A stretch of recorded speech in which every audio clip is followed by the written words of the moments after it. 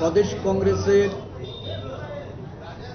ঘোষিত কর্মসূচি সারা রাজ্যে সাংগঠনিক জেলা ভিত্তিক আমাদের সর্বভারতীয় কংগ্রেস কমিটির সম্পাদক এই রাজ্যের দায়িত্বপ্রাপ্ত ইনচার্জ উনি জেলায় জেলায় সংগঠনকে ঢেলে সাজানোর জন্য, সংগঠনকে শক্তিশালী করার জন্য যে দ্বিতীয় পর্যায়ে ওনার পরিক্রমা শুরু করেছেন। আমরা গতকাল কৈলাসহরে আমাদের ভোট চোর গদি চোর সারা দেশে যে এক আওয়াজ, গত 8ই আগস্ট রাহুল গান্ধীজির ঐতিহাসিক সাংবাদিক সম্মেলনের মধ্য দিয়ে সারা দেশের ভোটের জনগণের ভোট চুরির যে তথ্য সামনে এনেছেন এবং এই নিয়ে সারা দেশ জুড়ে যে জেলাভিত্তিক কর্মসূচি, এই কর্মসূচির অঙ্গ হিসাবে আমরা গতকাল কৈলাসহরে এক বিক্ষোভ সমাবেশ আমরা সংগঠিত করি। এই বিক্ষোভ সমাবেশে আমাদের প্রধান অতিথি রূপে অল ইন্ডিয়া কংগ্রেস কমিটির সেক্রেটারি, ত্রিপুরা ইনচার্জ ক্রিস্টোফার তিলকজি উনি উপস্থিত ছিলেন। আমাদের প্রদেশ নেতৃত্ব, আমাদের পরিষদীয় দলনেতা থেকে শুরু করে সমস্ত বিভাগ শাখা সংগঠনের নেতৃবৃন্দরা এই কর্মসূচিতে যোগদান করে এক ঐতিহাসিক রূপ দেওয়া হয়েছে এই কৈলাসহরের জনসভা এবং বিক্ষোভ সভা। আজকে আমরা এসেছি ধর্মনগরে, এটা আমাদের আজকে ছিল মূলত সাংগঠনিক সভা, কিন্তু যে আওয়াজ সারা দেশব্যাপী গুঞ্জন হচ্ছে, যে কথাগুলি আজকে কংগ্রেস দলের জননায়ক রাহুল গান্ধীজি দেশব্যাপী বলে চলেছেন, প্রথমত জনগণের ভোটাধিকার এটা চুরি হচ্ছে, ভবিষ্যতে চুরি করার জন্য নির্বাচন কমিশনকে কাজে লাগিয়ে মানুষের ভোটের অধিকার হরণ করা হচ্ছে, এসআইআর এর প্রয়োগ করে তার অপব্যবহারের মাধ্যমে আগামী নির্বাচনগুলিতে জয়লাভ করার জন্য একটা ব্যর্থ বিজেপি সরকার, প্রতিশ্রুতি খেলাপি বিজেপি সরকার, জুমলাবাজ বিজেপি সরকার রাজ্যে রাজ্যে ভোটাধিকার হরণ করে তারা ভোট বাক্সে নিজেদেরকে জয়ী প্রমাণিত করতে চাইছে। আর যাদেরকে সম্পূর্ণভাবে মদত জুগিয়ে যাচ্ছে এই বিজেপির শাখা সংগঠন, বিজেপির পোষা তুতা পাখি ভারতবর্ষের নির্বাচন কমিশন, মুখ্য নির্বাচন কমিশন, যার কোনো উত্তর দিতে পারে না।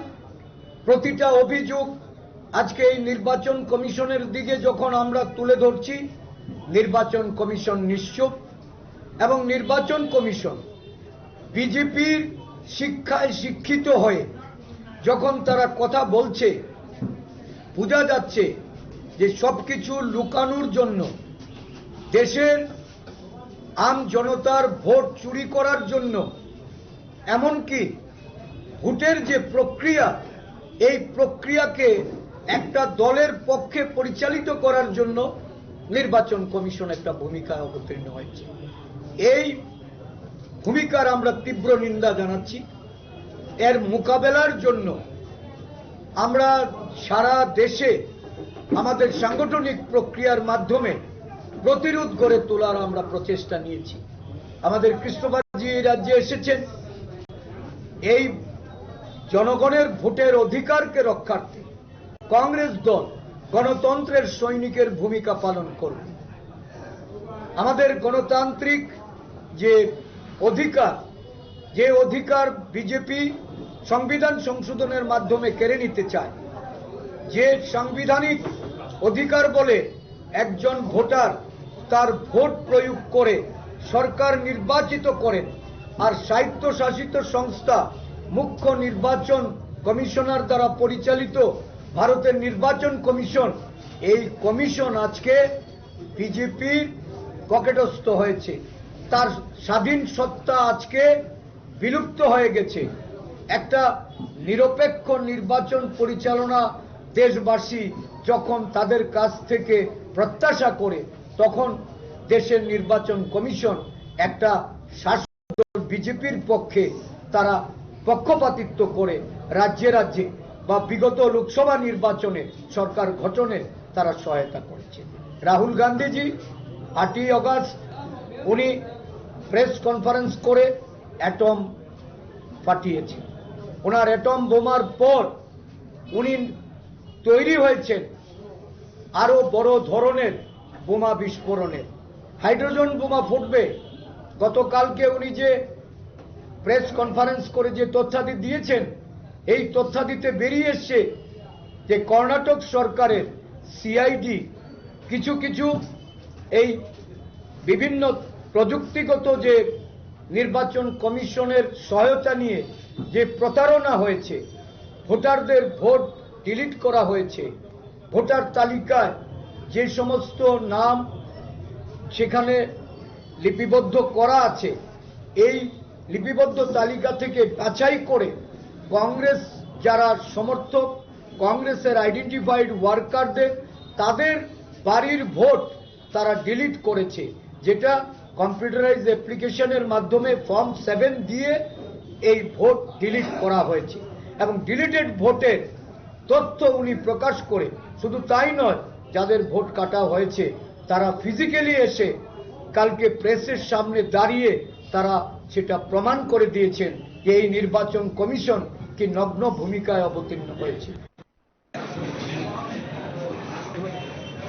In the last two press meets, the Honorable Leader of Opposition, Rahul Ji, has been very much exposing the strategic story which the BJP government, along with the Election Commission, has been doing in the last couple of years. Constitution without democratic institutions is of no value. So BJP in the last 11 years have tried their level best to dilute the basic values of equality, liberty and fraternity, justice, social justice, economic justice and political justice. They have tried to dilute these values through various means, and now we have found out that they have strategically, systematically diluted all the institutions based on the constitution. So election commission chief has been hand in glove with the BJP government, and he has been defending, he has been safeguarding whoever has been behind this vote chori. In fact, as the election commission is also part of the team which has centralizedly manipulated the voter list.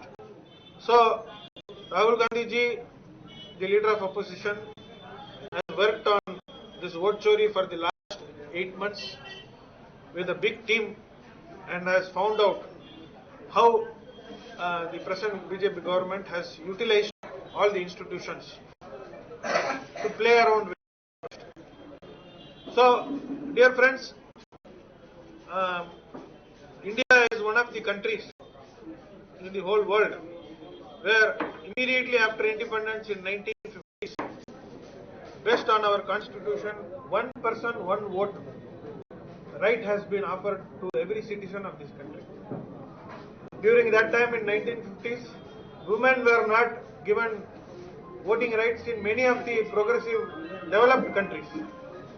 But in India in 1950s, based on the constitution which was given by Dr. Ambedkar and Gandhi by the Congress party, every woman, every Dalit, every tribal, every backward class community, every minority has been given a voting right.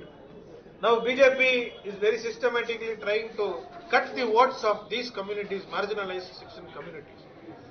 And they want to bring Manusmriti into the picture by diluting the concepts of constitution.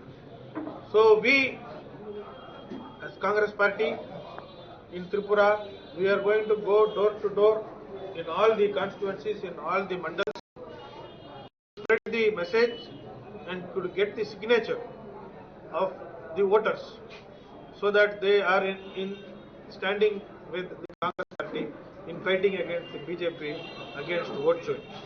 Actually, vote chori is one of the chori which BJP has done. They started with demonetization in 2016 and they told that they will bring back the black money, but हमारा पैसा पूरा गया. बहुत लोगों को बहुत